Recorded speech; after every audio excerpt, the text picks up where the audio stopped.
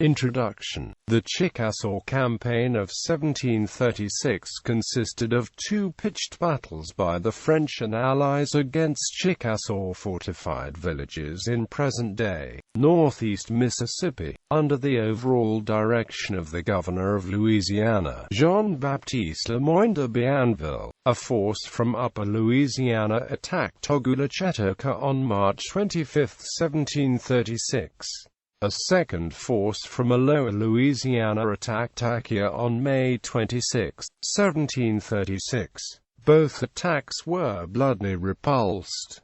Strategic situation. The French Empire of New France extended from New Orleans in the south to Canada in the north. Its unity was disrupted only by the presence of hostile Natchez and Chickasaw tribes in the lower Mississippi River Valley. The French effort to reduce these hostile tribes and gain free passage along the Mississippi culminated in the Chickasaw Wars. Since 1716, the French and Choctaw had united against the Natchez in an overt campaign of destruction. By 1736 the Natchez were killed or scattered, with many of them taking refuge among the Chickasaw. Bienville wanted to destroy these Natchez remnants and reduce the Chickasaw. It is absolutely necessary that some bold and remarkable blow be struck to impress the Indians with a proper sense of respect and duty toward us. He planned coordinated operations by two forces, one under Pierre d'Artaguette, commander of the Illinois District of Louisiana, from the north, and a larger army under himself from the south. These forces were to meet at the Chickasaw villages on March 31,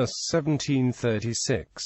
Battle of Chickasaw. D'Artaguette at Fort de Chartres collected detachments throughout the Illinois country and proceeded with great expedition to Chickasaw Bluff at present-day Memphis. Despite failing to meet promised detachments under de Monchevaux and de Grand Pré, he resumed his march with Chicago and de Vincennes to the Chickasaw lands, only to be advised by courier that the Southern Army was late and that he should act according to his own judgment. Unable or unwilling to wait any longer, D'Artaguette arrived before a seemingly isolated village at Chickasaw with 130 French regulars and militia and 366 Iroquois, Arkansas, Miami, and Illinois warriors. The day was Palm Sunday, March 25.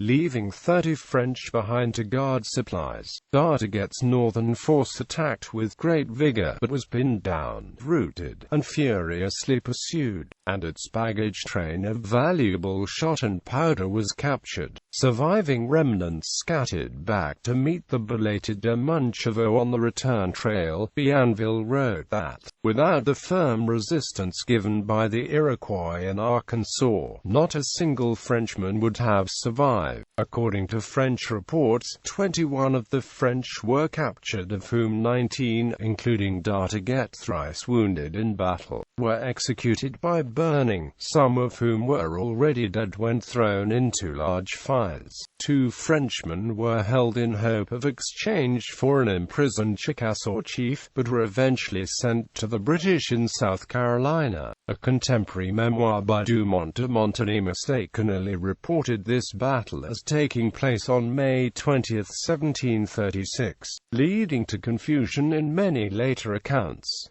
Battle of Acquia. Acquia was attacked by the Southern force. The French contingent, including grenadiers, regulars, Swiss, and various companies of militia, assembled at Mobile throughout March 1736. Starting the 1st of April, the French proceeded by boat with little loss 270 river miles up the Tombigbee River. On April 23, the army reached its forward depot at Fort Tumac Bay, and mustered 544 European and 45 African men, excluding officers, before being met upriver by a 600-man Choctaw contingent. Departing Fort Tumac Bay on May 4 by boat and on foot, the combined army continued upriver and reached the vicinity of present-day Amory, Mississippi, on May 22.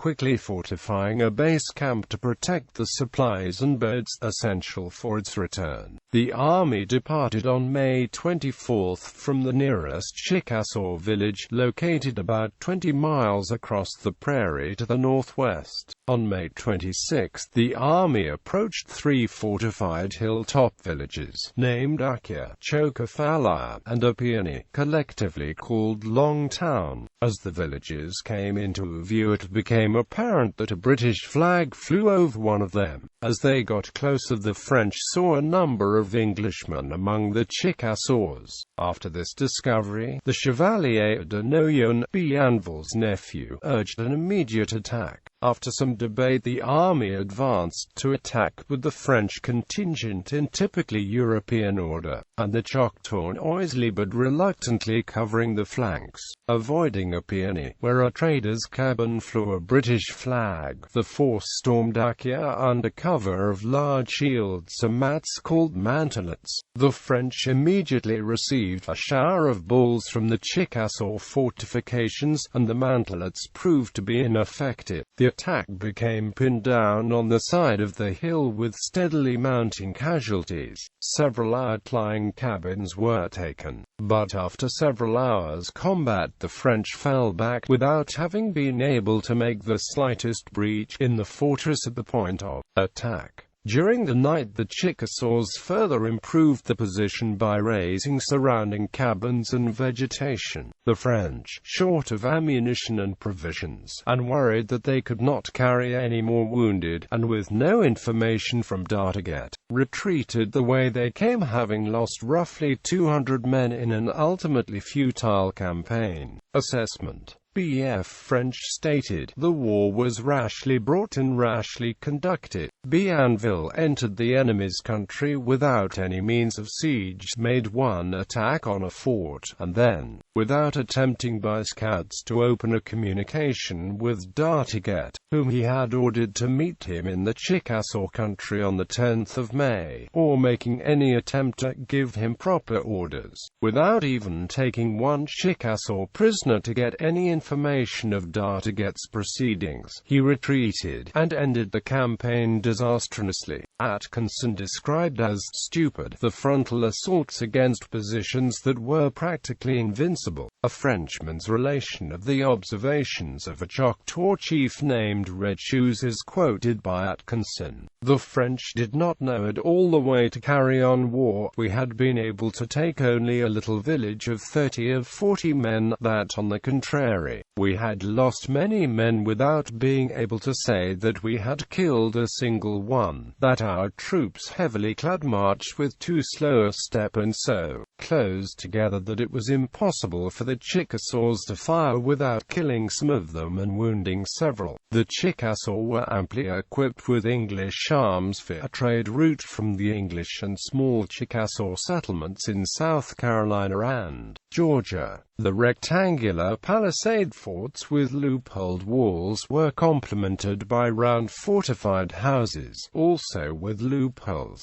With this technology, the Chickasaw invincibly maintained the homeland against relentless pressure from the French and Choctaw, including a repeat campaign in 1739 and numerous small attacks by Choctaws for the next 20 years. A village once thought to possess archaeological remains of Akia battleground was made a U.S. National Monument in 1938.